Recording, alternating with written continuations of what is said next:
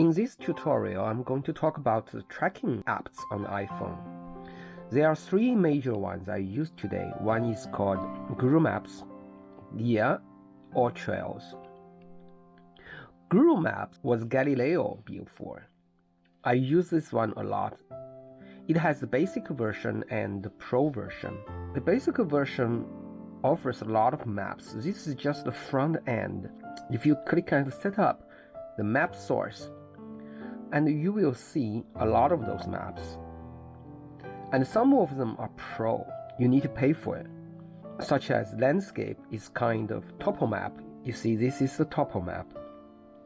The offline maps is called Vector. Basic version contains this. You just need to download it. Let's go back to see Vector map.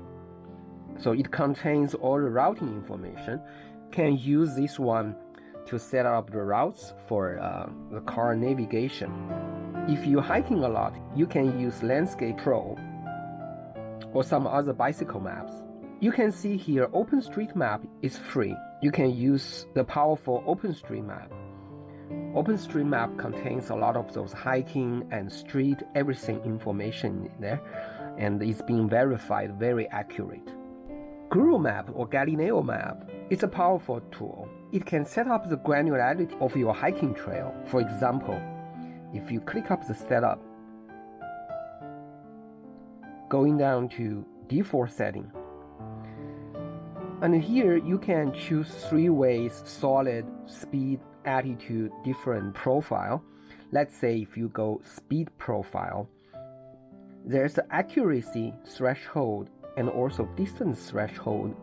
Accuracy threshold means if your GPS is out of a fix in a different location. For example, if you just open it, it by default is 300 meters, which means if your fix is go weird out of the 300 meters, and this fix will not be recorded in this trail. And the distance threshold, if you click here, it is starting with 1 meter. For example, if you're standing there and the distance doesn't change too much, then sometimes the GPS fix will be here and there a little bit. If you set this distance threshold, that means those inaccuracy will not be recorded. You can tune in. If you set to 4 meters or 5 meters, that I usually do, it is not because of the inaccuracy, it is because yourself just wondering about. And some apps, Gaia or Alltrails, they will not try to record it.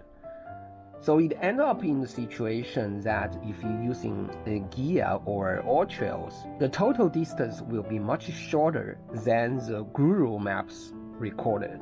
If you're a hiker, jogger, or cyclist, probably Gaia is the best. But if you are just a hiker, sometimes when you go to hiking, if you are in the lookout, you are wondering about in that location, this threshold adds a lot of value to your recording. So personally, I like GuruMap. It records everything that I want by setting up those accurate distance threshold. The Gaia map is recently friends recommend me. The most tracking part of this app is that topo map is offline free. You can design your trail map on the Gaia apps by itself. For example, if you're using plus, and you can say create a route, and in this case you will see a pen and you just click it and you just keep going. As you can see that these routes just keep adding up. After that, you can save this one for your field usage. GuruMap doesn't have this functionality. So this is the beauty of this Gaia. First is the offline topo map. Second, you can design a route on the apps by itself. The Alltrails map basically is very similar to Gaia. However, the topo map, you need to pay in order to get the offline map. That is the only inconvenience at this moment. But you never know. Gaia as of today is free. Alltrails map on the computer side, there's a very powerful tool, alltrails.com, that was introduced by another of my YouTube video. Okay, this is the quick tutorial about these 3 apps on the iPhone.